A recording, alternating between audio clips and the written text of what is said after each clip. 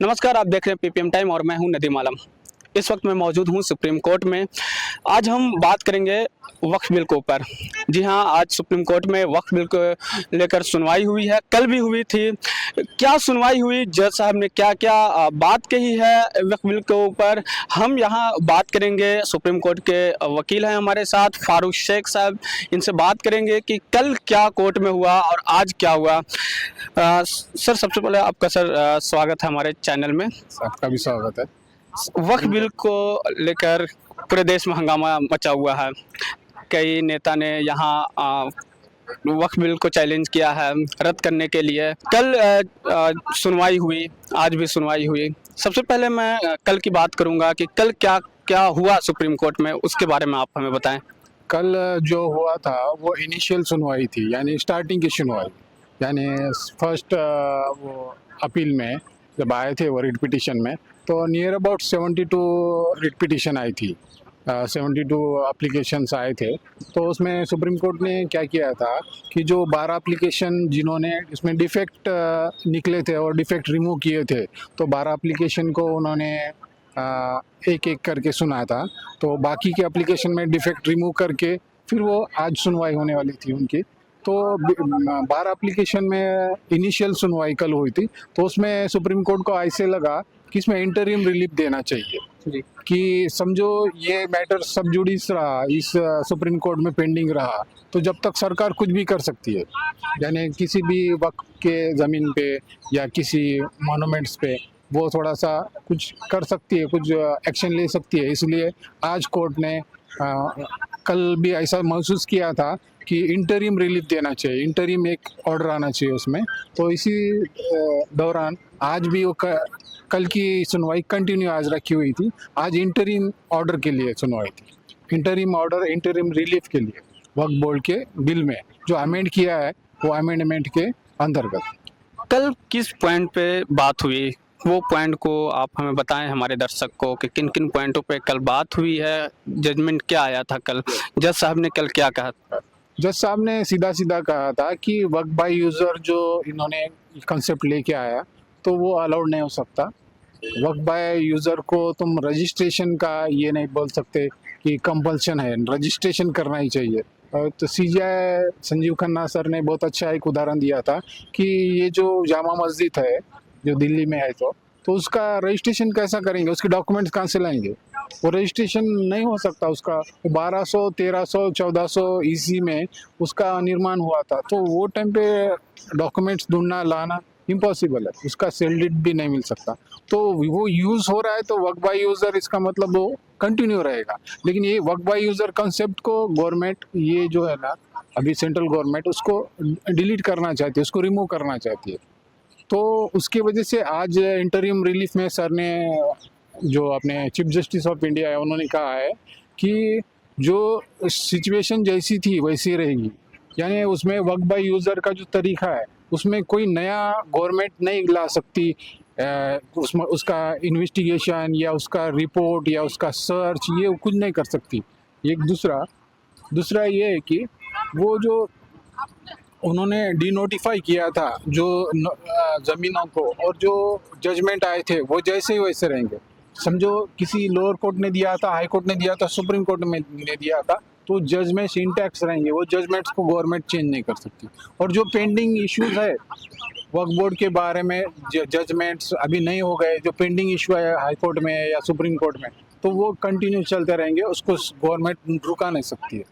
तो ये एक तरह से ये अच्छा रिलीफ है। और दूसरा कि ये जो वक्फ बोर्ड का जो मेंबर बनना है, काउंसिल बनना है, तो उसमें गवर्नमेंट अब चेंजेस नहीं कर सकती, उसको उसके ऊपर स्टे कर दिया है सुप्रीम कोर्ट ने। उसमें क्या स्टे बोला है कि उसमें जो गवर्नमेंट का, जो सेंट्रल गवर्नमेंट का प्लान था कि नॉन मुस्लिम पब्लिक को उसमें इंट्रोड्यूस करना या बॉडी में इंट्रोड्यूस करना, उसको अब रोक दिया है सुप्रीम कोर्ट ने। उन्होंने बोला है कि तुम वो जो काउंसिल है या जो कमेटी है वक्फ बोर्ड की, वो अभी तुम चेंज नहीं कर सकते, उसको इंटैक्ट रखना है up to the final judgement of this hearing.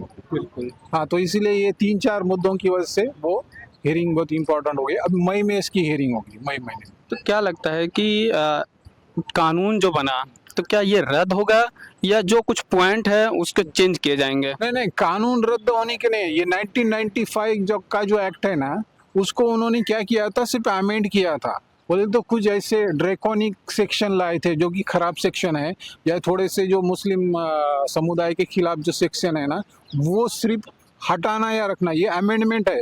ये कानून नया नहीं आया वाला है, ये अमेंडमेंट है। वक्फ बिल में अमेंडमेंट किया है इन्होंने, तो वो 1995 का कानून तो रद्द नहीं होगा, लेकिन ये जो अमेंडमेंट है ये रद्द हो जाएंगे। अगर ये गवर्नमेंट को सफाई देने नहीं आया, 7 दिन की सफाई देना है गवर्नमेंट ने, ओनली 7 डेज का पीरियड बहुत कम होता है generally.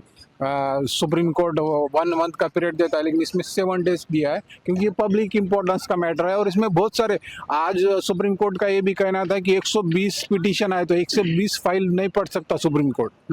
It is impossible for the 3 जजेस टू रीड ऑल 120। सो वो सुप्रीम कोर्ट का ये कहना है कि हमको हाईलाइटेड पॉइंट्स बताओ कि जिस पॉइंट पे डिस्प्यूट है, और उतने पॉइंट पे अपन ये डिस्प्यूट रिजॉल्व कर देंगे।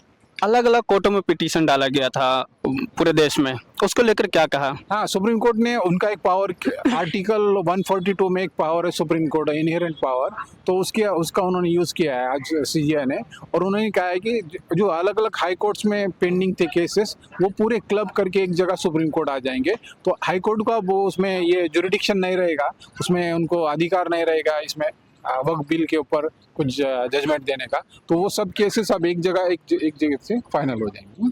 मैं आपसे कुछ पॉइंट जानना चाहूँगा जिस पे सुप्रीम कोर्ट में बात हो रही है, वो कुछ जो पॉइंट है वो कौन कौन सी पॉइंट है जिस पे मुस्लिम पक्ष का आपत्ति है? हाँ, तो मुस्लिम पक्षकार को ये आपत्ति है कि वो जो जो ये है वक्फ बोर्ड केस में नॉन मुस्लिम जो ये है बॉडीज, उनके बारे में है। और जो गवर्नमेंट वो कलेक्टर को जो पावर दिया है कि सर्च करने का, उसके बारे में आपत्ति जाती है इसमें। मतलब ये 2-3 पॉइंट हैं जिस पे आपत्ति जताई जा रही है मुस्लिम पक्ष के द्वारा। एक आखिरी है क्वेश्चन है कि आज क्या फाइनल जजमेंट आया है, जज ने आज क्या कहा? हाँ, आज फाइनल इंटरिम रिलीफ मिल गया है। इंटरिम रिलीफ मिल गया अपने इसमें मुस्लिम पक्ष को, और उसमें ये कहा है कि इसमें आज जो ये जो सर्वे होंगे तो उसके ऊपर रोक है, या जो गवर्नमेंट वक्फ बाय यूज़र का अमेंडमेंट ला रही थी उस पर रोक है, जो वक्फ बोर्ड का काउंसिल बनेगा, जो कमेटी बनेगी, उसमें जो नॉन मुस्लिम आएंगे उसके ऊपर रोक है। एक तरह से ये थोड़ा रिलीफ है मुस्लिम पक्ष के लिए, पक्षकार के लिए। अगली सुनवाई कब की जाएगी? मई महीने में हो जाएगी। मेरे ख्याल से 8 मई को तो नेक्स्ट डेट है, 8 मई को नेक्स्ट सुनवाई हो जाएगी। 14 मई को, 14 या 16 मई को दूसरे सीजीआई अपना पद संभालेंगे, फिर तो क्या होगा इसको लेकर? ये कुछ नहीं होगा। ये जो इंटरिम ऑर्डर है ना, इंटरिम स्टे कंटिन्यू रहेगा। वो इंटरिम ऑर्डर को कोई अब ये नहीं कर सकता, हाथ नहीं लगा सकता। तो वो इंटरिम ऑर्डर जब तक रहेगा जब तक ये फाइनल डिसीजन डिस्पोज ऑफ नहीं होगा।